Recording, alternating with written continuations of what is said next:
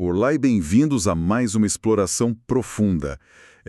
Hoje o nosso objetivo é bastante ousado. Bem ousado. Sim, porque nós vamos mergulhar de cabeça nos mistérios ocultos nas primeiríssimas palavras do livro de Gênesis. E, para deixar tudo muito claro desde o primeiro segundo, a nossa missão aqui não é fazer uma leitura religiosa. Não é um estudo devocional, nem uma tentativa de convencer quem nos ouve de algum dogma. Exato. A intenção é olhar para essas linhas de forma puramente estrutural e filosófica. Isso. A ideia é pegar esse texto milenar e decodificar o que, segundo algumas tradições, pode ser considerado um verdadeiro manual de operações da realidade. E a nossa principal fonte hoje é um livro incrivelmente denso chamado Sha'arei Torá, Portões da Torá, do autor Bruno Suma. É uma obra fascinante. Ela compila e tenta mastigar séculos de comentários rabínicos clássicos, traz os conceitos da Cabala, que, de forma bem resumida, é a tradição mística judaica, que busca entender a natureza do divino e do universo. E traz muito do Zohar também, né? Sim, o Zohar funciona quase como texto base desse misticismo. E, claro, tem muita gemátria, que é a matemática mística do idioma hebraico. Nossa função aqui é atuar como uma ponte imparcial para o que esse autor e essas fontes clássicas argumentam. Não estamos aqui para ditar verdades absolutas. De forma alguma, não só queremos desvendar a engenharia por trás das palavras. O que o livro propõe é que o Gênesis não está ali apenas para relatar o que foi criado. Ele registra os significados profundos de como, por quê e para que a realidade precisou ser desenhada dessa maneira específica. E aqui é onde a coisa fica realmente interessante. Porque quando a gente pensa na Torá, nos 5 primeiros livros bíblicos, a expectativa natural da galera é encontrar um grande catálogo de regras morais, leis de convivência, proibições. Afinal, é um livro de leis. Mas a obra do Bruno Suma destaca algo surpreendente sobre isso. Exatamente. O texto não começa ditando regras de comportamento. Ele começa detalhando a mecânica do universo. O texto original teria sido escrito como um projeto arquitetônico gigantesco, feito nas palavras poéticas da tradição de fogo negro sobre fogo branco. Nossa, é uma imagem muito forte. Fogo negro sobre fogo branco. Muito. O que nós queremos hoje é instigar a nossa audiência a perceber como esses escritos antigos podem esconder códigos estruturais muito sofisticados sobre o tempo, o espaço e a própria psicologia humana. E o mais curioso é que essa complexidade toda começa literalmente na primeiríssima palavra do texto. A famosíssima palavra Bereshit. Se a gente pegar qualquer tradução comum que se tem em casa, a frase que abre tudo é: no princípio, criou Deus os céus e a terra. A clássica. Só que, lendo as anotações sobre o hebraico original, há um detalhe gramatical que muda completamente o jogo. O termo Bereshit não possui o artigo definido. Então, ele não significa no princípio absoluto, como se houvesse um grande vazio e, de repente, o botão de ligar fosse apertado. Não é o princípio de tudo. Não. A tradução literal mais precisa seria em um princípio. E essa sutileza gramatical carrega um peso monumental para a filosofia. O autor argumenta que para algo ter um princípio, é necessário que exista o conceito de tempo. O tempo precisa vir antes. Exato. O tempo é a base invisível e intangível que dita como a nossa realidade opera. Se o Criador está fora do tempo, a primeira coisa que precisa ser fabricada para que o universo exista é o próprio relógio cósmico. Então, quando o texto diz em um princípio, a tradição mística entende que o tempo já havia sido conceituado e estabelecido. E não apenas o tempo, pelo que eu entendi. Perfeito, não apenas o tempo. A própria Torá, entendida aqui não como um livro de papel, mas como uma planta arquitetônica com as leis da física e da moralidade já pré-existia nas esferas espirituais, o universo material foi construído usando essa planta como guia. Eu estava olhando as notas sobre a primeira letra usada para escrever essa planta arquitetônica e isso explodiu a minha mente. O projeto começa com a letra hebraica Bet, que forma a palavra Bereshit. Isso. O que levanta uma dúvida muito lógica e que o livro aborda super bem. Se estamos falando do começo de tudo, do marco zero, Por que o texto não inicia com a primeira letra do alfabeto? Que seria o Aleph. Exatamente. Por que não Aleph? O Bet é a segunda letra. E a explicação visual para isso é maravilhosa. Se a gente olhar para o formato da letra Bet no pergaminho, ela parece um quadrado, mas com o lado esquerdo faltando. Sim, ela é fechada em 3 lados. Ela tem paredes fechadas no norte, no sul e no leste. A única abertura é para uma direção, o oeste. E essa forma geométrica é interpretada nas fontes clássicas como um código visual de segurança e direção. Nas escrituras e nas culturas do Antigo Oriente, as desgraças, os ventos devastadores e as ameaças de caos costumam vir do norte, do sul ou do leste. Então a letra Bet atua como um escudo protetor. O escudo, exato. Sendo fechada nesses 3 lados, ela é uma barreira contra o caos primordial para quem decide se abrigar dentro dela. E aquela única abertura voltada para o oeste não é acidental.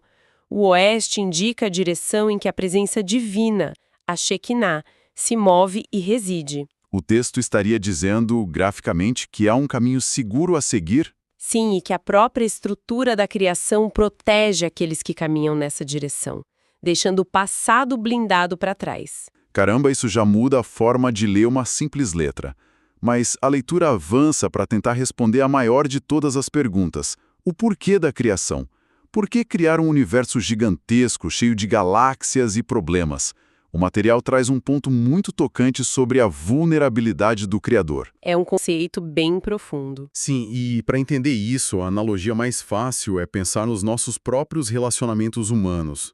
Quando uma pessoa vive sozinha, ela é dona de si, totalmente independente, mas no instante em que ela decide amar alguém ou decide ter um filho, ela abdica dessa independência total e passa a ser vulnerável. Ela abre mão do controle absoluto. Exato.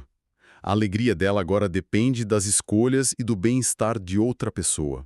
Essa é uma perspectiva que inverte totalmente a imagem clássica, aquela imagem de uma divindade intocável e apática sentada num trono distante. O livro sugere que a força suprema criou o universo porque desejava um parceiro. E o parceiro escolhido seria a humanidade. A própria humanidade. Porém, o amor e a parceria não podem ser forçados. Se forem programados, eles perdem o sentido. Ao desejar ser amado e escolhido por livre e espontânea vontade, esse criador assume de forma proposital uma vulnerabilidade emocional colossal. Tudo foi feito para dar espaço ao livre-arbítrio. Exatamente. Toda a criação, esse vasto cosmos, as galáxias, a Terra, a biologia, tudo isso foi apenas o cenário montado para que o ser humano pudesse existir, exercer o seu livre-arbítrio, cometer erros, se aprimorar e, finalmente, por escolha própria, se tornar um parceiro na manutenção dessa obra. É uma carga de responsabilidade enorme. E para mostrar que essa ideia da humanidade como parceira não é uma invenção tardia, mas algo que está embutido no código desde o primeiro microsegundo, a obra traz a gematria para a mesa. A famosa matemática mística. Para dar um contexto rápido para quem está ouvindo, a gematria é um sistema antigo onde cada letra do alfabeto hebraico tem um valor numérico exato. O Aleph vale 1, o Bet vale 2 e por aí vai. Quando somamos as letras de uma palavra inteira, chegamos ao valor total dela. A crença é que palavras com o mesmo valor numérico estão misticamente conectadas na sua essência, mesmo que pareçam assuntos diferentes. O que é fascinante aqui é que a matemática mística não é usada pelo autor como um truque de adivinhação, mas como uma forma de decodificar a intenção oculta do texto. A equação que o livro apresenta é muito elegante. Vamos pegar a primeira palavra de todas, Bereshit. Tá. Somando suas letras, o valor numérico é 913. O autor, então, busca 2 outras palavras cruciais. A primeira é Israel, que nesse contexto mais amplo representa a humanidade, que luta com o divino, que busca e aceita essa parceria. O valor de Israel é 541. 541, certo? A segunda palavra é Sheva, que significa 7. Isso faz referência aos 7 livros originais da Torá. Sim, 7, porque na tradição, o livro de Números era considerado como 3 livros distintos. O valor de Sheva é 372, e se a gente somar a Humanidade que Busca, que é o 541, com o Manual de Instruções, o 372... O resultado bate exatamente em 913. O exato valor da palavra inicial, Bereshit. A matemática por trás de uma única palavra consegue esconder o propósito de toda a jornada. É como ler as linhas de código de um software e encontrar comentários deixados pelo programador. É uma precisão absurda. Cal, no primeiro versículo que me chamou muita atenção, é a pequena palavra et, que simplesmente não tem uma tradução direta para o português. As Bíblias pulam ela porque não faz sentido na nossa gramática. Sim, no hebraico convencional, a partícula et serve apenas para conectar o verbo ao objeto direto, indicando quem sofre a ação. Mas sobre a lente mística que o livro de Bruno Suma aplica, nada é apenas uma ferramenta gramatical vazia. Et é formada por apenas 2 letras, né? Isso. O Aleph, que é a primeira letra do alfabeto hebraico, e o Tav, que é a última. Quando o texto original diz que foram criados et, os céus, e et, a terra, a leitura secreta é que o Criador não fez apenas o céu e a terra em si, mas criou tudo de A a Z. É a analogia perfeita do arquivo compactado, um gigantesco arquivo zip ou aquele bom e velho WinRAR do universo. Adoro essa analogia. O que o autor defende é que o Gênesis não está dizendo que no primeiro dia surgiu um globo de terra estéril e um céu vazio. A partícula ET significa que absolutamente tudo, a tabela periódica inteira, as leis da física quântica, a gravidade, os animais, as plantas em sua forma potencial, tudo foi compactado e trazido à existência simultaneamente naquele primeiro estalo. O próprio Big Bang caberia perfeitamente nessa ideia. Com certeza. E isso significa que os dias seguintes da criação não foram sobre o Criador tirando coelhos de uma cartola mágica todos os dias. O processo dos 6 dias passa a ser entendido não como a fabricação de matéria nova do zero, mas sim como o ato de descompactar esse arquivo original. Foi um processo de organização, de dar limite e função ao que já existia em estado caótico e potencial. E a força responsável por essa organização recebe um nome muito específico logo no primeiro capítulo: Elohim. E isso nos leva a um terreno gramatical que já causou muita confusão e debates teológicos bem intensos ao longo dos anos. É verdade. Vamos desempacotar isso. Porque a palavra Elohim termina com in, que é um sufixo de plural no hebraico.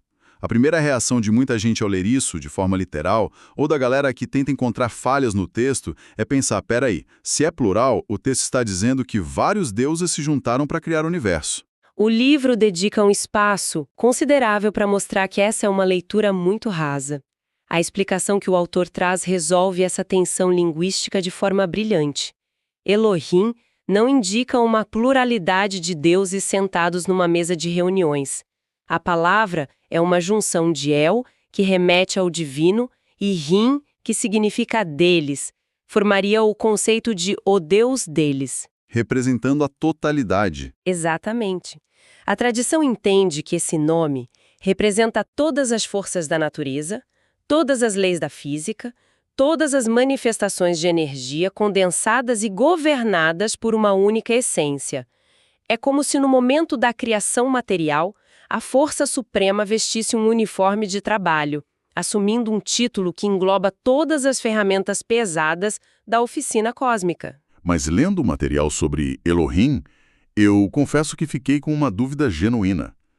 A fonte afirma que esse nome representa o atributo do julgamento estrito. A criação material foi feita sob a régua dura do julgamento e não da misericórdia. Isso soa um pouco cruel, não? Por que a intuição humana diria que o universo perfeito deveria ser criado com amor puro, misericórdia contínua e perdão infinito? Por que escolher o julgamento estrito como fundação de tudo? É uma dúvida muito válida. E a resposta para isso volta àquele ponto central, o livre-arbítrio. Se o universo fosse governado apenas pela misericórdia absoluta, toda ação ruim, cada erro ou maldade seria imediatamente relevada e perdoada sem nenhuma consequência. Ninguém aprenderia nada. O cenário seria de uma intervenção divina constante, salvando todo mundo das próprias escolhas. Não existiria peso moral num ambiente assim. O atributo do julgamento estrito, representado por Elohim, é o que cria a estrutura inflexível de causa e efeito. Ah, então é isso que permite que as coisas sejam previsíveis. O fogo queima sempre. Se eu pular de um prédio, a gravidade vai me puxar para o chão sempre. Não importa o quanto de misericórdia eu peça no meio da queda. Exato. Sem essa rigidez, a realidade seria um caos imprevisível. E o livre-arbítrio precisa de previsibilidade para existir. Para que alguém possa fazer uma escolha moral verdadeira, essa pessoa precisa saber quais serão as consequências lógicas daquela ação. O julgamento criou o palco estável, onde as leis da física não mudam de ideia. O que nos leva a perceber que o relato não é apenas a criação de montanhas e rios, mas a criação da própria lógica humana. O autor lista os famosos 10 dizeres da criação, as 10 vezes que o texto diz, e disse Deus, haja isso ou aquilo, e argumenta que essa sequência programou nosso bom senso. A ordem dos fatores importa. Muito! Por exemplo, a luz é criada antes da vegetação. A água é criada antes dos peixes. Os animais antes dos seres humanos. Isso insere na mente humana desde o início a dedução inescapável de que o sustento precisa existir antes daquele que vai ser sustentado. O palco precisa estar pronto antes do ator entrar.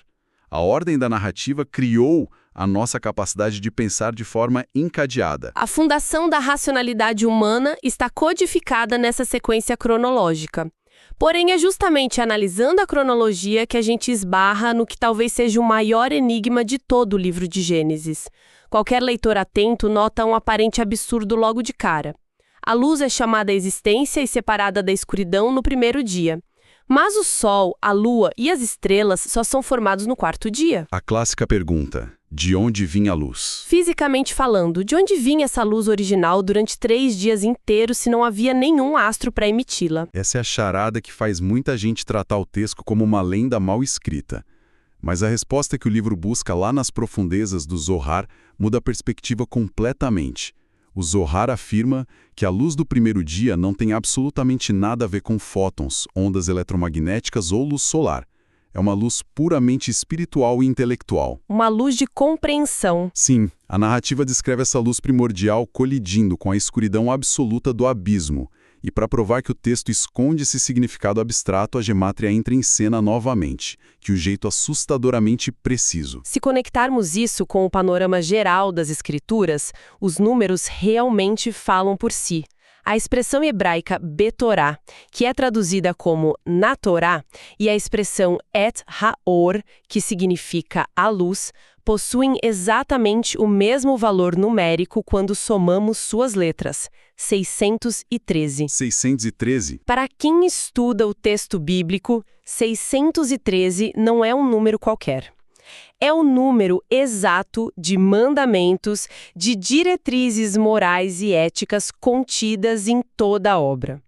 O argumento do Zohar, trazido pelo Bruno Suman, é que essa luz primordial é a sabedoria cósmica, a luz do entendimento e da revelação ética. É luz para iluminar a mente, não a sala de estar. O texto diz que o Criador viu que essa luz era boa e de forma misteriosa a separou. O que as fontes rabínicas dizem é que ela foi ocultada da realidade material comum e reservada para o futuro, disponível apenas para aqueles que buscam um refinamento profundo por meio do estudo e da ética. Um tesouro escondido. E, por falar em futuro, precisamos falar sobre o estado do planeta logo depois que essa fundação foi lançada. A Terra estava em um estado de tohu vabohu. Nas traduções comuns lemos sem forma e vazia, seguida de trevas sobre a face do abismo e o espírito pairando sobre as águas. Parece só a descrição de um planeta desolado. A leitura superficial enxerga ali apenas geologia antiga, mas o mergulho nas fontes clássicas revela que essa frase curtinha esconde uma profecia histórica colossal sobre os 4 grandes impérios que dominariam e moldariam a civilização ocidental nos milênios seguintes. É uma visão macro da história humana embutida no caos inicial. Vamos passar por isso com calma, porque é muita informação compactada. O texto começa falando de uma terra arruinada. Segundo a análise, a palavra que descreve essa ruína ou abismo remete à Babilônia, o primeiro grande império opressor. Depois vem a palavra Tohu, que costuma ser traduzida como sem forma. A tradição associa o estado de Tohu, esse caos sem uma forma definida, ao Império Medo-Persa.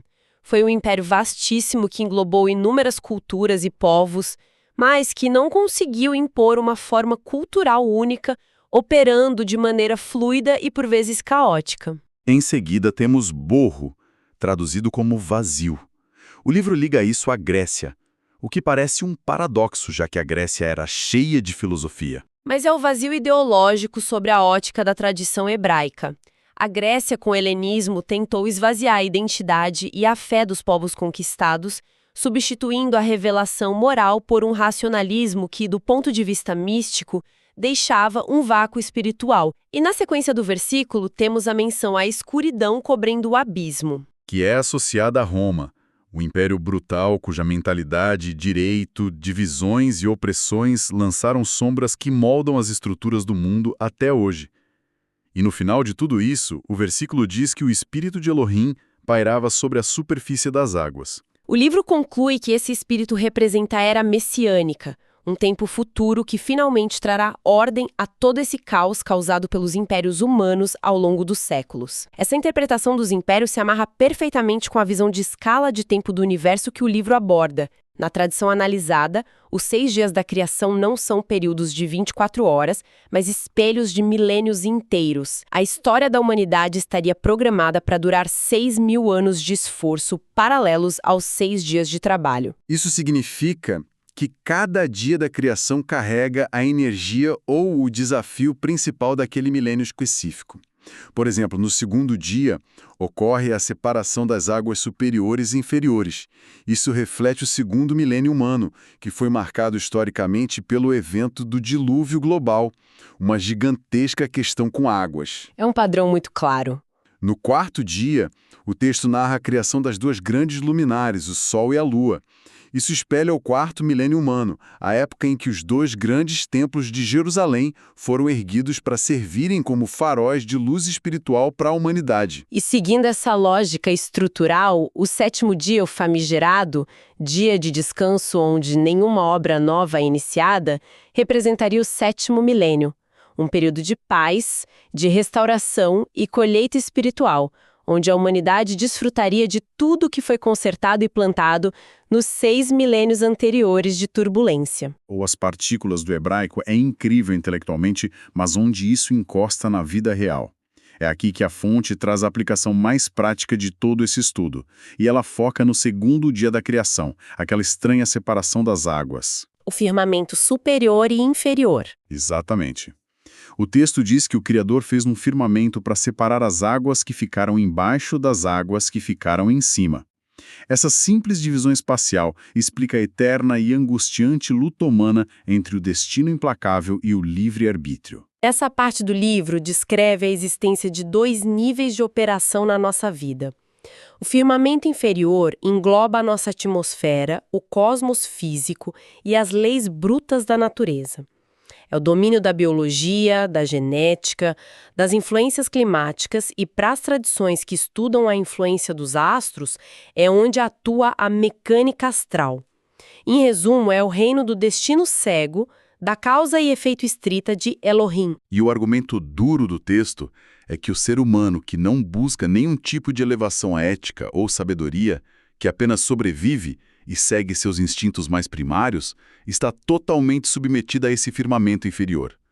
É o equivalente a viver no piloto automático total. Totalmente. Sabe aquela sensação de acordar, ler o horóscopo da semana, aceitar que o humor tá ruim porque o alinhamento dos planetas não ajudou, culpar a economia por tudo e apenas flutuar pela vida sendo jogado de um lado para o outro pelas estatísticas. Isso é ser governado pelo firmamento inferior. Você vira refém das probabilidades. Mas felizmente o material aponta para a existência do firmamento superior. E lá as regras são outras. Como funciona essa quebra de regras? O firmamento superior é descrito como o domínio da providência direta. É o nível onde as engrenagens da física não conseguem limitar a realidade. É de lá que vêm as rupturas de padrões estatísticos, as sincronicidades inexplicáveis e o que comumente se chama de milagres. A grande tese libertadora dessa obra é que nós não estamos condenados a viver como engrenagens de um relógio cego. Dá para escapar do mecanismo? Sim, ao buscar o entendimento profundo, ao frear os instintos impulsivos e assumir comportamentos de alta ética, o que o autor chama de entrar nas 6 câmaras de santidade, a pessoa consegue literalmente desconectar a própria vida da máquina determinista do universo material. Ao se elevar moral e intelectualmente, a pessoa rasga o contrato com as estatísticas e passa a ser regida por esse firmamento superior. As limitações impostas pela genética, pelo ambiente onde nasceu ou pela sorte começam a ser quebradas. É o livre-arbítrio vencendo a máquina. É o ápice da responsabilidade humana. E que jornada nós fizemos aqui hoje para chegar nessa conclusão. Vamos tentar amarrar tudo isso. A nossa imersão pelas anotações do livro do Bruno Suma nos provou que essas palavras ancestrais não são historinhas infantis sobre como surgiram as montanhas ou os ursos. O que foi exposto é um código-fonte puríssimo, uma arquitetura de como o cosmos funciona, tanto na física quanto na moralidade. E o texto sugere que a linguagem e as letras não foram usadas apenas para relatar fatos passados. Elas foram as ferramentas que programaram a realidade.